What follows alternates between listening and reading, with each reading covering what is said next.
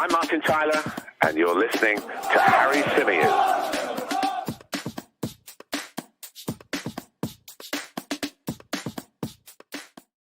Hey everybody, how's it going? Welcome back to another live edition of the Chronicles of a Gooner, the Arsenal podcast, part of the 90 Min Football Network. As ever, I'm your host, Harry Symeou, and on this edition of the show, we're going to be looking back at Arsenal's 3-1 victory over West Ham United in the Premier League. The Gunners picking up on Boxing Day where they left off prior to the World Cup break. It was a little bit nervy at times. I was a little bit concerned at certain points, as you would be when you go behind at home. But in the end, Arsenal get the job done, and quite emphatically, to be fair. So we'll be talking about the performance. We'll be talking about all the things surrounding the game. Lots and lots to get into, as always. And a big hello to everybody who is joining us live right now. I realize that this is not our usual sort of streaming time. When I got home from the game yesterday, it wasn't until about 11:30 p.m. It was really, really late, and I was really, really tired. And I just figured that if I sat down and did the podcast at that point, I probably wouldn't do a great job of it. Sometimes you just don't feel like you're going to be able to get your points across as clearly and as concisely as you want. And so I decided to do it this morning, nice and early, so that it would have the whole day to live and breathe, so that those of you working, etc., would be able to access it. What I didn't really think through is that 9 o'clock after you've had a late night is probably too early. It's definitely too cold in the man cave because I haven't put the heating on in advance.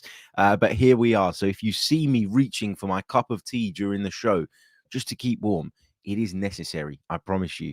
I want to say a few hellos to some of you in the live chat box as well. Hope you're all good.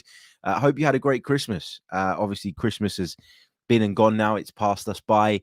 Obviously, a lot of build up to it, as always. And then you kind of sit down, you have your Christmas dinner. You spend time with your loved ones. And then before you know it, it's gone. And football takes precedent instead, which is much better for me. Anyway, let me say a few hellos then. Where are we? Let's say hello to Matt, to Sko, to Des. Who else do we have in the chat? We've got Wandering Minstrel. We've got David. We've got Kin. We've got John. We've got Graham, who's with us as well. Raphael is with us too. Alex says he just watched the second half and loved it. Delisu is with us. Johan, JW. We've got Koza Aqua, Ron Stone, Matt G. Lots and lots of you with us. Jonathan as well. Trevor, brilliant. Great to see so many of you with us. Ron too. If I sit here going through every single name, we'll do nothing else. So yeah. Anyway, good to see so many of you live with us bright and early on this Tuesday morning. Yes, it is Tuesday.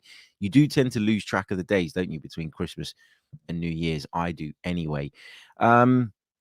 But yeah, just a great night all round, to just kind of summarize it before we sort of go in a little bit more detail. Eddie Nketiah plays well, gets on the score sheet after all the talk around whether or not he can replace Gabriel Jesus in the interim.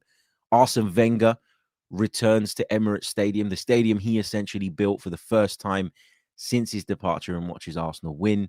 The atmosphere was electric from start to finish, and even pre-game, it was brilliant. Some of you may have seen the video that I posted of the Ashburton Army, the clock end lads sort of marching their way down Hornsey Road towards the stadium and really making an impact and, not causing any trouble, which is obviously important as well. But, making an atmosphere, and then that continues inside the ground, which is excellent. Really, really good turnout, over recent seasons.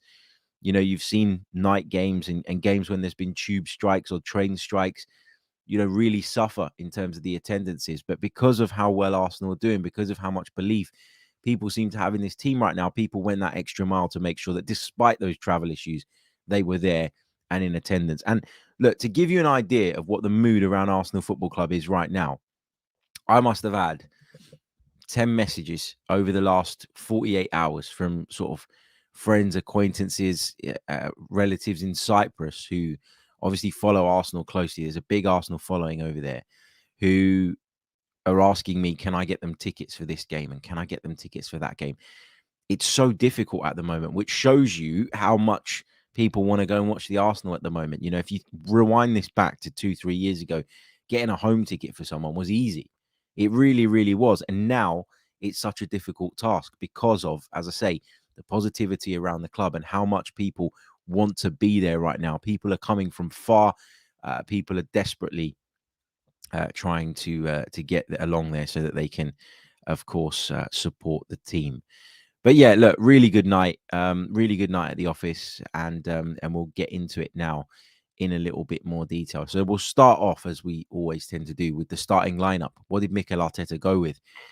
We knew that Aaron Ramsdale will come back into goal. It's clear that he is Arsenal's number one goalkeeper. The back four was where I had some questions going into this game. I think the midfield picked itself. I think the front line picked itself too, but the defense was where I was a little bit unsure as to how it was going to look and how things were going to go. Now, Alexander Zinchenko had not featured in any of the friendlies and clearly wasn't ready to start the game. But would he be fit enough for the bench? That was a big question. Would William Saliba, who recently returned from World Cup duty with France, go straight back into the side, or would he be given a bit of breathing space in terms of some time to recover and get himself right? Ben White obviously came back from England duty early and has featured in the friendly, so I knew that he would, of course, be in the side. But yeah, the big question for me was, would Ben White have to move into centre-back to replace William Saliba? And then would that mean that Mikel Arteta would turn to Cedric Suarez? Now, I think there's a reluctance on Mikel Arteta's part to put somebody like Cedric in. Not because he's this terrible player that everybody makes him out to be. Not because he's rubbish. Not because he's clueless. But because stylistically and in terms of his profile, he is not the same as Ben White or Takahiro Tomiyasu. He doesn't really have that ability or the instinct to tuck inside in the way that White does or that Tomiyasu can. And I don't think he's as powerful a runner when he goes on the outside of the winger. So I think that, Mikel Arteta was really looking, um, for some continuity. And I think he was tempted to give William Saliba a break. I'm sure he was, in fact. But given that Tomiyasu was still absent as well, I think he felt that he had no choice but to put Saliba back into the side. And we'll come on to Saliba's performance in a little bit. But it was as close to the strongest team as it could have been, given the circumstances. I'd argue Zinchenko over Tierney, and obviously Jesus would be in there ahead of Eddie. But they gave a good account of themselves, the guys. And even during the first half, where obviously we found ourselves behind, West Ham got a penalty kick. We will come on to the incident in a sec, but West Ham get the penalty kick. They score the penalty kick. The goal comes completely against the run of play. I can't remember Aaron Ramsdale making a save in the first half. I really can't. West Ham created absolutely nothing of note. Arsenal limited them completely, but didn't create an awful lot of clear-cut chances ourselves. However, I thought the build-up play was very, very good. I thought we squeezed them up the pitch. I thought we tried to suffocate them. I think we were moving the ball quickly and concisely and sharply. And I kept saying to the people around me inside Emirates Stadium that if we continue like this for the duration of this game, we will win it, because there's no way that anybody can sustain that sort of defensive work rate, that sort of defensive shape, without putting a foot wrong at any point. Now, the question is, can Arsenal be clinical enough when that moment inevitably comes along to take it and punish West Ham? And so at halftime, whilst a lot of people were panicking and were worried and were concerned, I wasn't. I've got to be honest. I'd said to sort of my friends that I was watching it with, I'm okay. We're losing the game at halftime, but we don't deserve to be losing the game. We've been by far the better side. We've been the only side trying to play any football. We've been the only side dictating the tempo. We got caught on a break, and unfortunately, the events that sort of unfolded as that counter-attack sort of came into light were, not what we'd have liked, and we ended up conceding a penalty kick. But I felt confident that in the second half, Arsenal could go out there and turn it around. And my God, did they blow West Ham away in that second period. We'll talk about the penalty decision, because I think there was a catalogue of errors, actually, that led to that moment. I think William Saliba was culpable, obviously, being the one that made the challenge, made the lunge. It was more of a lunge than a challenge, if we're being honest. But I think what happened was Arsenal, as a sort of defensive unit, kind of got dragged out into the wrong area of the pitch. Now, the ball gets played forward, and if my mind serves me correctly, William Saliba is coming over from the right-hand side to cover on the left. And I think what happens with him is he then gets caught in two minds. His decision-making process isn't quick enough in that moment.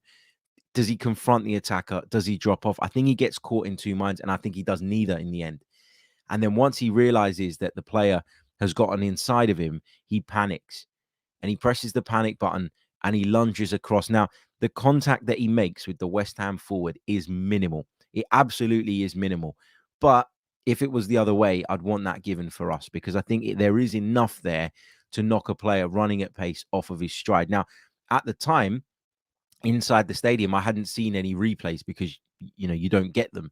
But when I saw when I saw the incident unfold initially, I was convinced that there was zero contact between Saliba and the defender. I've since seen that there was, and fair play, fair enough. Michael Oliver pointed to the spot without any real hesitation, and then the VAR checked it, who also agreed with his decision and backed him up and supported him.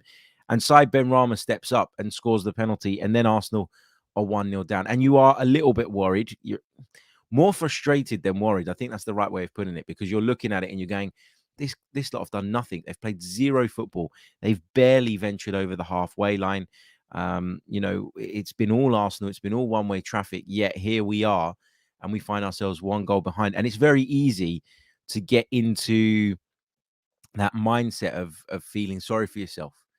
And I think we do that as fans, but that's why we're not professionals, because the professionals didn't. They got on with it. They refocused. They got back to playing some really good stuff. Again, real quick, sharp passing, being really, really dominant, and took the game to West Ham United for what remained of that first half. And then we had a penalty appeal, against, I think it was Cresswell. The penalty was initially awarded by Michael Oliver. And I've got to say, I've got to hold my hands up here, because inside the stadium, and I don't know if this was actually meant to happen, but inside the ground, they showed a very, very quick replay of the incident. And it looked to me as if it had struck Cresswell's arm. It really, really did. I looked at it and I went, that's got to be a penalty. His arm was out. It wasn't in a natural position, as the referees like to say. And I was perplexed as to why that decision hadn't been given. But having seen it at halftime, having found a patchy replay, shall we say, on Twitter, I then, was proven incorrect, because the ball does hit off of his head. And as I say, I hold my hands up, because at the time I was livid. I was furious. You're inside the stadium. Emotions are running high, and you're sitting there and you're going, oh my God, we've been absolutely robbed here. And you get into that zone, you get into that mood of starting to feel like everything is against you, and you're being harshly treated, and there's a massive injustice. And sometimes that can spark something. It can spark an emotion. And I thought that really had an impact on the atmosphere. I used to say many, many years ago, during the Arsene Wenger days, that sometimes we needed a referee to be a little bit anti us. We needed a referee to be poor, to be honest, for the Emirates Stadium to really kick off into life. And that seemed to be the catalyst. Anytime we had a decent atmosphere at the place, it was off the back of a referee riling up the crowd. And as I say, you don't want big decisions to go against you. Obviously, ones that put you at a disadvantage, of course not. But what you do want sometimes is that trigger point, the trigger point that gets the crowd going, that gets everybody up off their seat and just brings out that extra little bit of emotion. We don't seem to need that as much nowadays, because we've got so many exciting players. We've got a manager who really kind of, as he would say, transmits that energy across onto the pitch. And then the fans seem to really respond to that. You look at the way Martinelli takes people on, the way Saka plays, the way Odegaard plays. That's enough to get you off your seat by itself. You don't really need all the crap around it. But for me, we really sort of gave a good account of ourselves in that first half, despite not creating an awful lot of clear-cut chances. And why was that? Why was it that Arsenal couldn't create those clear-cut chances? For me, you have to give credit to West Ham United. I know a lot of people, don't like to do that. A lot of people like to look at maybe what went wrong from an Arsenal perspective, but we've talked a lot about the tactics that Mikel Arteta employs. We've discussed the system he plays so much over the last 12 months. We talked about the need for the two number eights essentially to get into half spaces and create overloads in those areas, to join up with the wide players, for the fullbacks to tuck in, and the fact that we squeeze people really high up the pitch. And what we try to do is we try to expose the space in between the defensive and midfield lines of our opponents. What West Ham did impeccably well yesterday in that first period was not allow any of those spaces, was not allow us to work in those spaces, was close us down really quickly when we did, on the odd occasion, manage to work the ball into those areas. David Moyes, for all you want to say about him, is a very experienced coach. He's a wily old fox. He's been around the block. He's a very good defensive organizer, in my opinion. He's got so much sort of in his locker as a football manager when it comes to solid defensive performances and solid defensive shapes. He also knows Mikel Arteta very well. He will have studied Arsenal very closely. And this is what happens. The better you become, the more people fear you. And the more people fear you, the more they will create specific game plans to handle what it is that you bring to the table and to try and nullify the specific threat that you bring. So David Moyes will have recognized that those half spaces is where Arsenal do all the damage. And there were periods in the first half, although I said that we played well and moved the ball quite well, where that pass into that next line was not off and on. And so we'd have to go back across and we'd have to go sideways a little bit. And we'd have to just add a little bit more zip and tempo to our game in order to try and carve those spaces out.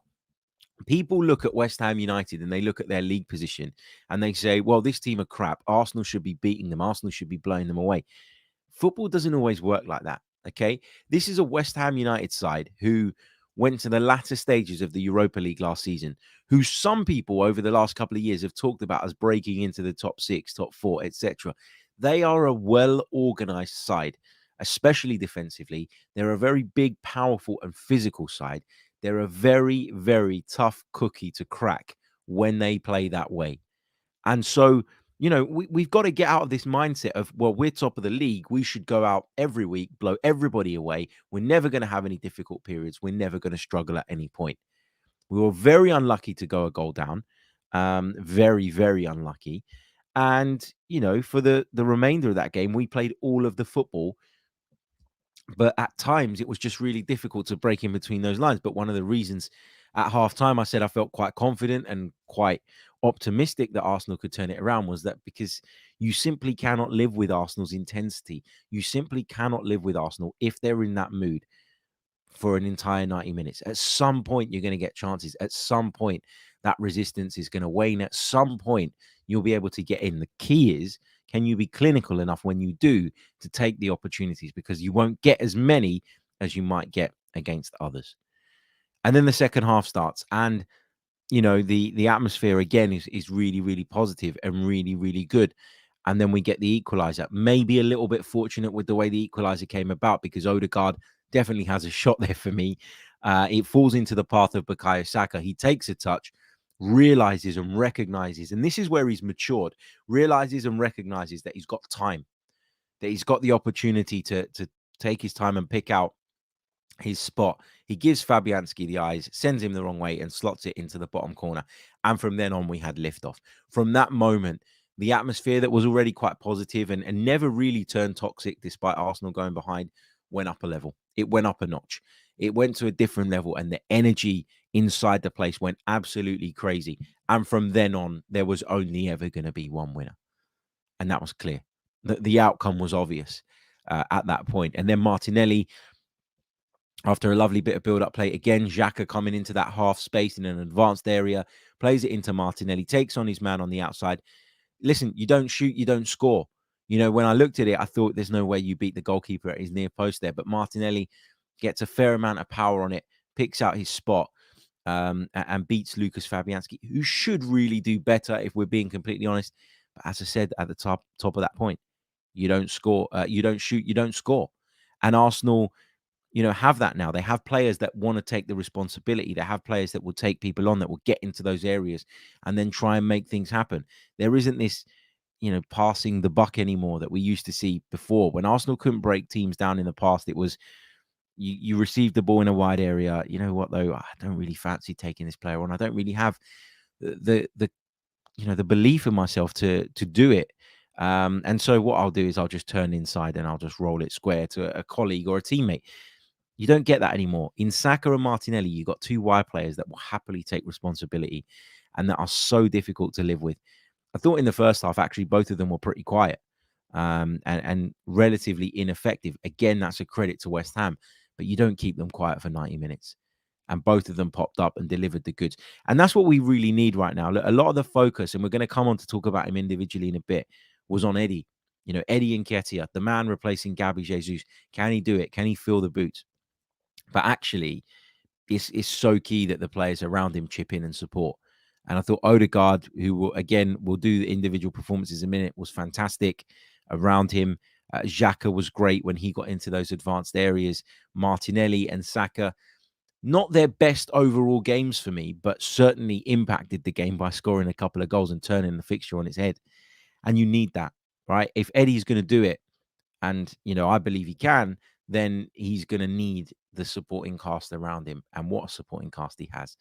Sensational. And then he scores the third goal himself. Eddie Nketiah receives the ball. Lovely pass into him from Odegaard. But the presence of mind to let that run across his body and roll his man and create that half a yard of space from which he gets the shot off is fantastic. That's what Eddie has. People were asking me in the build-up, what's Eddie going to bring to the team? What has Eddie got? Well, first of all, he's a goal scorer. 11 goals in 11 Premier League starts was the stat that was reeled off last night. So he's proven that when he does play and when he's given the opportunity from the beginning, that he can deliver.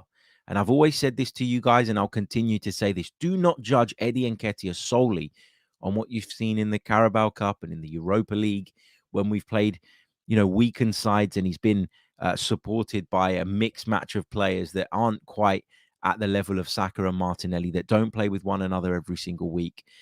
You have to judge him on these games. You have to judge him when he's playing with the first team. And up until now, he has delivered. Is his build-up play as good as Gabriel Jesus is? No, he's not Gabriel Jesus. Let's not pretend that he is. That doesn't mean he's not a good striker in his own right. Arsenal trust him. Mikel Arteta trusts him. It was, I was sort of speaking with some friends yesterday. What did I want from tonight's game? What did I want from the game against West Ham? What was at the top of my priority list? Obviously, number one was the 3 points.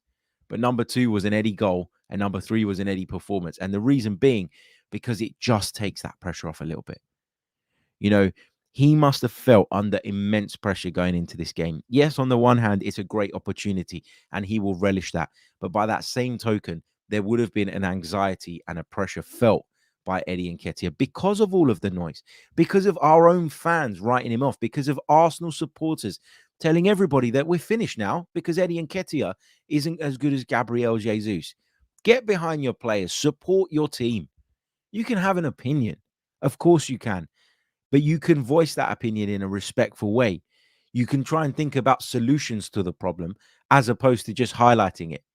People that only highlight problems and don't actually think about solutions to them don't get anywhere in life, in any walk of life. You end up getting stuck and feeling sorry for yourself and moaning and complaining. Instead, think about how we can make it work, because that's what Mikel Arteta will have been doing. That's what Eddie Nketiah will have been doing. Do we have to slightly adapt our style with him in the team? Maybe. Is he going to take up the same positions that Jesus does? Probably not, but he certainly was dropping deep yesterday. He was certainly pressing aggressively. I told you guys that during that Dubai training camp, there would have been a lot of work done on Eddie Nketiah specifically to try and get him as close to that level as possible, to try and introduce some of the things that Gabriel Jesus has done so well into Eddie Nketiah's game so that we don't feel the drop-off. And you can really see that. I think you can really see that even at this early stage. Beg your pardon. Let me just go back through the comments just briefly and highlight a couple of bits and pieces before we continue on. Let's say a big hello to Matt Murdoch, I beg your pardon. I've decided to get the sneezes in the middle of this. He says, Harry, cheers from Singapore. I think the timing is great for us from Asia. Woke up at 4 a.m. to watch the match and went to work, but it was all worth it. Eddie is proving us wrong, and we love it. Well, good to see that the early morning podcasts work for some people. Waking up at 4 a.m., incredible dedication. So shout out to you, my friend. Big thanks to Medical Study Buddy for your very, very kind super chat donation. He says, sipping on my coffee and enjoying the podcast. Hope you had a lovely day, Harry. Yeah, man. I'm just chuffed. You know, when Arsenal win football matches, I'm happy. Had a nice Christmas, nice sort of little break. We're back. We go to football yesterday. I actually went to 2 games yesterday because I was working for BBC London and covering Watford against Millwall, which I went to at midday. Then I came home, spent a couple of hours sort of playing with the kids and their new toys, and then I went off to the Arsenal game. So yeah, the missus is a bit like, yeah, you're going to spend some time with us today. I'm going to the darts though in a little bit at Alexandra Palace. So yeah, we'll have to write off today as well. But thank you for that, mate. Thank you. Really, really appreciate it. Just quickly, before I continue on through the show, because we've got plenty more to discuss. I just want to share with you guys, we've been talking a lot about the switch from YouTube memberships over to the Another Slice platform. If you haven't done so, please do check that out. You'll be able to see it on your screens now for those of you listening. If you go over to anotherslice.com / Chronicles of a Gooner, you'll find the link in the description, by the way. You'll be able to create an account using the option on the top right-hand side of the page. Once you've done that, you log in via your account and you can subscribe to the Chronicles of a Gooner, where you'll be getting additional content. Last night at ridiculous hour, when I got home about 11:30, we posted my player ratings, post-match player ratings. We're going to be doing this going forward on the night of the games, within a couple of hours of the full-time whistle, just depending on what my traveling time is like. But those player ratings, that additional podcast, is available exclusively to our members on Another Slice. So if you do want a bit of that and you fancy checking it out, you'll be supporting the podcast, you'll be supporting me, you'll also be supporting the charity, the Great Ormond Street Children's Hospital charity, which we're going to be donating to on a monthly basis. We've already done a couple of those based on people that have signed up. So thank you so much. Also, if you do sign up and you type in the discount code free trial, you will get a free trial. And you can use that as many times as you want to get access as many episodes as you want between now and the 3rd of January. So check it out. There's plenty of football coming. I'm sure you'll enjoy it. And yeah, it's a great way of paying you guys back, essentially giving you some additional content. So thank you so much. Lots of you asking me about Mykhailo Mudryk. What's going on with Mykhailo Mudryk? Listen, we're going to do a separate show later today where we'll talk about all the transfer stuff. We'll round that all up this evening because there has been quite a few reports regarding the Arsenal over the past sort of 24 hours, even during Christmas, man. It's a habit for me to scroll through Twitter. Yeah, it's a habit for me, like when I'm just sitting there, to just pick up my phone and sort of roll through Twitter. And I was seeing reports coming out on Christmas Day, and I'm sitting there thinking, man, do you guys ever take a break? But as I say, we'll get into all of that a little bit later on today. We'll do another episode this evening. Time to be confirmed. Just depends what time I get back home, but I will do that, and we'll round up all of those reports and get your thoughts and takes on them. Okay, we've praised Eddie Nketiah. We've sort of praised Martin Odegaard, who I thought was fantastic, by the way. You know, I mentioned it in passing there, but I've said this repeatedly, and I'll say it again because I think it's relevant again. Martin Odegaard, for me, is someone that just leads by example, doesn't he? I mean, did he have the biggest influence in the game in terms of getting on the ball and slicing West Ham United open in the first half? Probably not. Did he do a bit more of that in the second half? Yeah, I think he did. But he wasn't at his best in that sense. I think that's fair to say. What he is, though, is someone that when he's not at his best, when he has to deal with clubs like West Ham United doing a bit of a number on him, working very hard to specifically nullify him as a source. He works incredibly hard. I think in the second half, I can remember him winning the ball back at least 3 times on the edge of the on the edge of the West Ham penalty area. It just shows you how he defends from the front. It shows you how he leads by example. It shows you how he sets the tone. And to see Arsenal post 90 minutes still pressing and hassling and harrying people, that's brilliant. That is brilliant. A couple of people sort of jumping quickly to Odegaard's defense. Delisi says Odegaard was brilliant for me, Harry. Odegaard is quality, says Don Juan. You can't get the ball off him. I completely agree. I'm not saying that he was bad last night. Let me get that straight. I think he was the man of the match, wasn't he? I think he was given officially the man of the match award. I'm not saying that he wasn't brilliant. I thought he was, but in a slightly different way. And that's what I love about Martin Odegaard, because even when he can't get on the ball as much as he'd like, even when he doesn't have the space that he'd like, even when he doesn't play those defense splitting passes that he's always looking to play, he gives you so much outside of that he's never a passenger. And what a bargain that was. 35 million pounds, whatever it was. I remember saying to people during that transfer window on our transfer shows, when Real Madrid were claiming that they wanted 70, 75, I remember saying, look, this guy wants to come to Arsenal. Arsenal want him. He wants Arsenal. Arsenal want him. Real Madrid will be happy to let him go.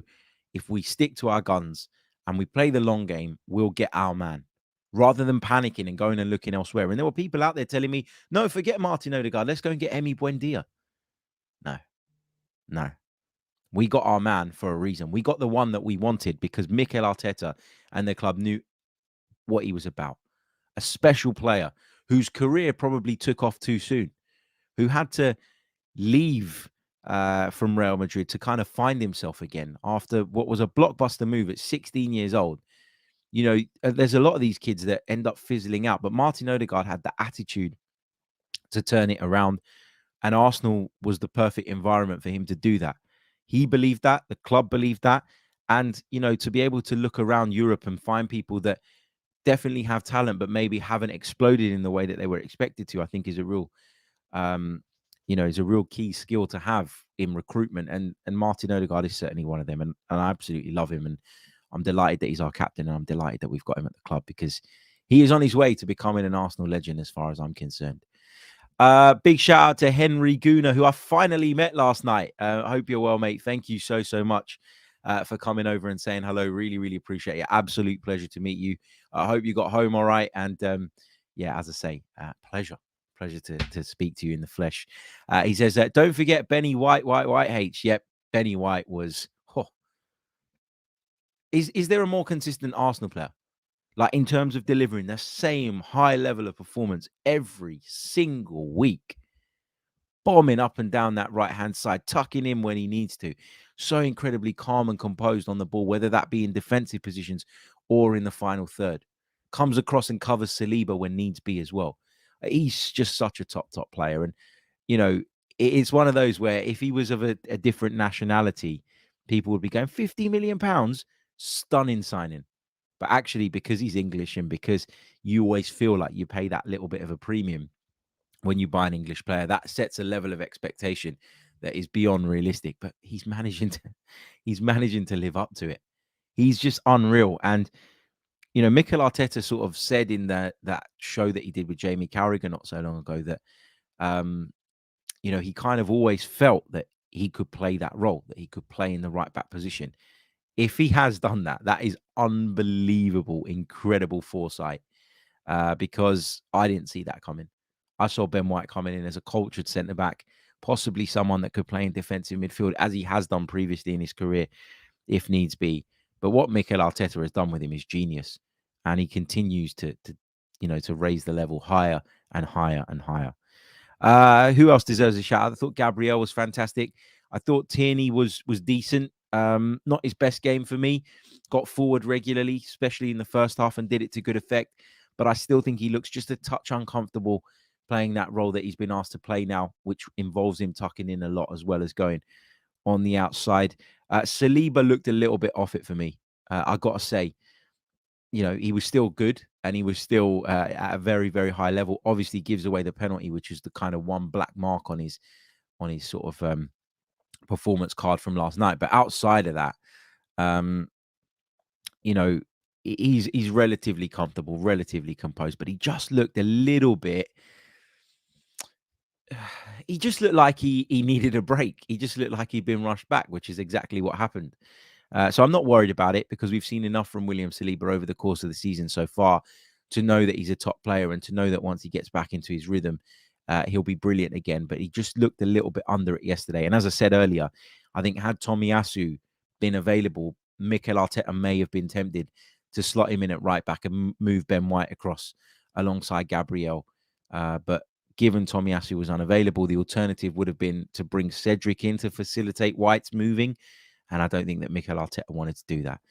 Partey and Xhaka were fantastic. Odegaard was really, really good as well. Partey and Xhaka just solid, consistently solid in the middle of the park and really, really important part of this team. Saka, Martinelli, I've already sort of explained, I thought were not at their brilliant best, but still impactful. Nketiah, I thought, gave a cracking account of himself. We've spoken about him already. But I guess the final thing I wanted to touch on before we move on to some of your questions and thoughts from the live chat is Arsene Wenger. Arsene Wenger finally returned to the Emirates Stadium after a long, long time away. And look, I watched the Arsene Wenger Invincible documentary. Where is it? I've got the leaflet from the premiere somewhere here. I can't find it now. God knows. Anyway, I watched that documentary and look, I was sad when Arsene Wenger left because it was the end of an era. It was Arsenal's, in my opinion, greatest ever manager, signing off in not the way he would have liked, really. Things went south and I think Arsene felt too attached and felt like he couldn't let go and that he couldn't leave the club in the state it was and that the only time it would be right for him to move on would be when he'd restored us back to a certain level. And unfortunately, that never happened and probably was never going to happen because, things had moved on. Things had passed us by.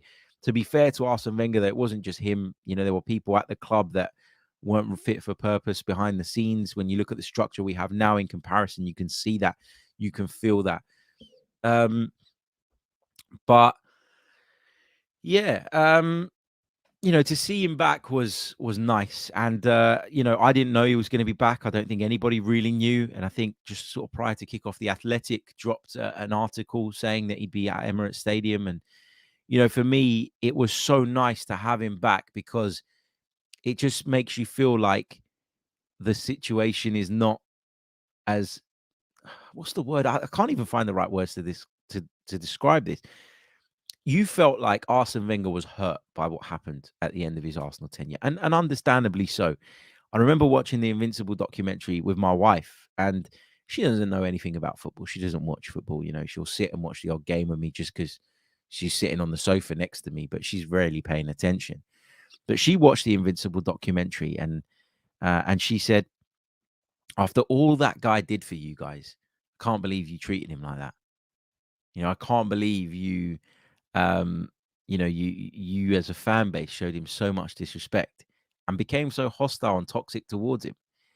And I remember watching it, and I was very lucky to be at the premiere, and I got to meet Arsene at the event, and Eddie was there, and Arteta was there, and they were trying to convince him of the fact that, he has a place at this football club, not necessarily in a role. I wouldn't give Arsene Wenger a job. I wouldn't put Arsene Wenger in charge of recruitment or anything like that. He's got a pretty cushy number at FIFA at the moment, and I'm sure he's happy with that. But they were trying to make the point to Arsene that you are welcome here. And Mikel Arteta's done that through the press as well on a number of occasions. You are an Arsenal legend, and you deserve to have the red carpet rolled out every time you decide to come to Emirates Stadium. Essentially, it's the stadium that Arsene built. So to see Arsene back looking well, looking relaxed, looking chilled, and enjoying watching the team, and to see the reception he got, chance of one Arsene Wenger, ringing around the stadium was beautiful for me. It was beautiful. Khalid says he's not just an Arsenal legend, he is Arsenal to a point. For a lot of us, he is. I started going to watch Arsenal in 1996. That was my first game. And it was just after Wenger had taken over. You know, or around that time. I can't remember if it was just before the first game I went to or if it was just after, but around that time. So for me, growing up as an Arsenal fan, Arsene Wenger was all I knew. And he gave us some incredible moments and he gave us some incredible highlights. And to see that all go sour was really, really hard to take. And then to hear him feel like he can't come back and say that he feels like he can't come back, that he needs that distance, that he needs that time, it really saddened me. But to have him back and to have him there and to see the team in such a good place at the moment as well, and Arsene Wenger's return all coinciding with that was truly beautiful. So welcome back, Arsene. And I hope that this is the first of many games that he will attend going forward. I have to say, mind you, when he or when we went a goal down, I kind of thought maybe Arsene's jinxed us. It's a typical Arsene type game. Lots of the ball, lots of possession, but nothing really coming of it, and then getting done with a sucker punch. But thankfully, we turned it around. And look, some of those players out there, some of those players, have been coached by Arsene at some point. Some of those players who have come through have been involved in Arsene's setups. And, although Mikel Arteta has taken this on and he's done brilliantly and he's turned the ship around and he deserves immense credit, some of this is a leftover, a hangover from Arsene Wenger's legacy as well. Some of the positive stuff too, not just the negatives. So, yeah, credit to Arsene. And, I love him. I love everything he's done for the club. And honestly, my heart felt warm and fuzzy seeing him back at the stadium and seeing the replay of him celebrating the goal. I think it was the Martinelli goal on the big screen. That probably drew the biggest cheer of the night. So, yeah, great to have him back.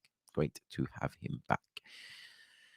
Okay, let's take some of your thoughts and let's take some of your questions for the last sort of 5-10 minutes of the show. While you're getting them in the chat box, if I could just remind you, please do leave a like on the video. There's around about 400 of you with me right now live on the Chronicles of a Gooner YouTube channel, but we've only got 95 now likes on the board. Come on, let's get that up to a couple of hundred at least. It should be easy. It should be light work given how many of you are with us. Don't forget as well, if you do want to check out the Chronicles of a Gooner premium content, you'll get player rating shows post-match only on Another Slice. If you are a YouTube member, feel free to switch over because this content is exclusive to Another Slice. We are making that transition, and I feel like the only way we're ever going to make it is if I cut the content here and get people to move over there. Otherwise, it's just not going to happen. But we really need it to happen for the good of the podcast.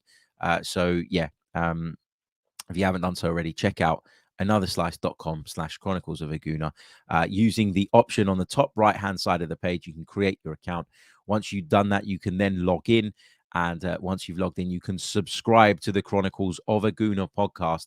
And then you can download the Another Slice app, log into the app, and you'll get access to all of that content at your fingertips. If you use the discount code as well, when it prompts you to put one in, a free trial, you'll get an episode for free, which you can use. You can use that code as many times as you want up until the 3rd of January. And then I'll give you guys another code because I said that I'll keep it as free as, I'll keep it free for the next little while. But just given the way the platform works, I have to do it in a very specific way. A little bit annoying, but yeah, I should have told them what I wanted to do before. So yeah, I want to give you guys that code. It's free trial. Just use that code and you'll get access to those episodes as many times as you want between now and the 3rd of January. And then we'll extend that. But if we can make that transition over, it would be amazing. Okay. Let's see what we've got in the chat. Let's take this one from Afsar, who says, Harry, how long can we cope without Jesus? It's hard to say, isn't it? Look, at some point you're going to miss him because he's that good a player. There's no question about that. You will. You miss top quality players, and Gabriel Jesus is certainly that. How long can we cope without him? I wouldn't really like to put a time frame on it, but let's just say that we don't want to have to cope without him for any period of time. We want him back as soon as possible. Eddie Nketiah did a good job yesterday. But yeah, if we want to really maintain our level and push on, then you feel like we need as our best team possible, and you feel like we're even going to need depth, and Eddie and Nketiah Eddie and Nketiah, it's the same guy, Eddie and Jesus, I should say, give us that little bit of depth. And I think a lot of people over this period of time, if they keep seeing Eddie perform, will grow trust in him and believe that he can be an asset and offer something. And that's what I want to see. But how long can we cope without him? You don't know. It's a really difficult question to answer. But, hopefully it's not that long. And that's not a slight on Eddie Nketiah. It's just that Gabriel Jesus is a wonderful, wonderful player, and you want him back as soon as possible. Paul James says, was last night's performance good or adequate? Well, it was adequate enough to win the game. I thought in the second half, it was very good. In the first half, it was okay. It was adequate in the first half, as far as I was concerned. But you're not going to perform at 100% every single week, Paul. That is the thing. And, the main thing is that if you want to push on and you want to challenge for titles and you want to be right up there and you want to hang in as long as possible, you need to be able to win football matches, even when your performances are just adequate, as you say. And I thought that yesterday, the first half was good enough to indicate to me that we could win the game, but not anywhere near our best. Even the second half, I don't think it was our best performance, but it was enough to win the game. And that's all you got to do from week to week, right? Matt says, what do you think of Mudryk basically publicly asking for a transfer to Arsenal with his social media activity and interviews, etc.? As an American, we see athletes do this all the time. It's no big deal. I think it gives you encouragement as a supporter that your club are pursuing a player that genuinely wants to be there. I mean, if you think back to the summer that's just passed, right? You've had Rafinha that Arsenal was supposedly courting. You heard all about that. You had fans clamoring to get him in. But at no point did we get any indication from Rafinha that he was going to come. And then when you hear that he's decided to go elsewhere and that, Arsenal are not going to pay what Leeds are asking, etc., you start to think, oh my God, here we go. Oh my God. We've kind of been duped here. So when you then have a player who's so public and forthright about the fact that he wants to join the club, you gravitate towards them and you feel more confident about the possibility of the deal getting done. So, yeah, I mean, the fee is the issue here. It's always been the issue. And as I say, we'll talk about that on the next episode. We'll do a big bit on transfers and where we're at with regards to Mudryk and some of the others as well. But yeah, let's see. Raphael with a really, really good question. Do I have access to your premium content if I'm already a paid subscriber on your YouTube program? Thanks. This is the thing, Raphael. I have to switch it to another slice because otherwise nobody will switch over. And I need people to switch over to that platform for a number of reasons, which I sort of went into when we announced it. Because the YouTube membership means that only, I think, 60% of the membership contribution goes to the channel. The rest of it gets eaten up by YouTube. And because the type of content that we want to make, we want to be able to make it straight after games, which means that it's not necessarily going to be YouTube content because of the fact that when you're at a game, your signal's not great. I don't take a laptop with me to a match, etc., etc. So the type of content that we want to make and to take it up to the next level, we need to make that switch over to another slice. If people are adamant that they want to stay as YouTube members as opposed to members on the Another Slice platform, then please do send me a DM and I will find a way of, because there is a way, I think, of giving you access sort of through another way. But for me, the key and the whole point of moving over is to better the podcast, because we get basically 95% of it when it's on Another Slice. We can then reinvest that money back in. I don't take money out of Chronicles of a Gooner, not for YouTube revenue, not anything. We spend it on getting guests. We spend it on having somebody to put out the podcast as soon as I finish them. And we want to spend some on social media and various other bits as well. So that's the idea. But yeah, if it's a problem moving over, then please bear with me, stay with me, drop me a DM, drop me an email if you prefer, chroniclesafc@gmail.com, and we can work out how we're going to do that. But I have to make that switch over for a number of reasons. And the only way I'm ever going to be able to do it is if I put the content only there, because while it's on both, people won't switch over. And I understand why, because it's inconvenient. It's a pain in the ass. And I wouldn't ask you to do it if it wasn't important to the show. But yeah, there we are. But yeah, drop me an email if you've got any questions or want to chat about it further, mate. No problem at all. Let's see what else we have got. I'm going to take, I think, one more. Delisu says, apart from Eddie, who do we have as a backup striker in the squad at the moment? Well, nobody naturally. You know, what I would say is that our striker role is a very specific one. I think that Gabriel Martinelli could play there if push comes to shove, but I don't really want to lose him from the left. Maybe when Emil Smith-Rowe comes back, maybe when he is fit and firing again, you know, you'd feel a little bit more comfortable about moving Martinelli off of that left-hand side into a central role.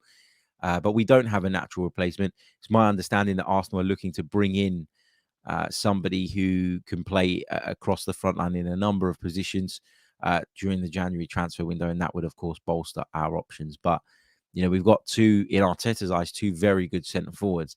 So I don't think he's going to be in a rush to go out and spend a big amount of money, especially if money's limited, on another one to cater for an injury that keeps Jesus out for a couple of months. But that's just my opinion.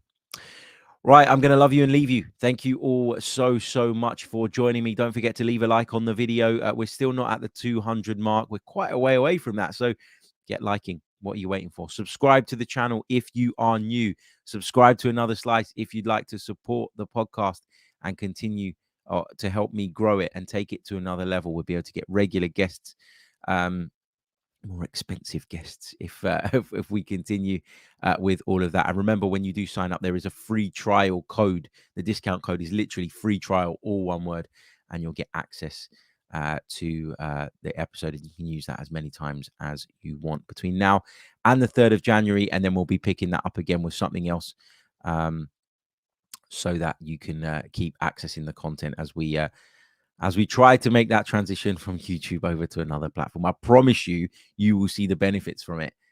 It's just getting everybody to do it. But anyway, nice one, guys. I'll catch you all later. Take care of yourselves. Have a great day. Goodbye.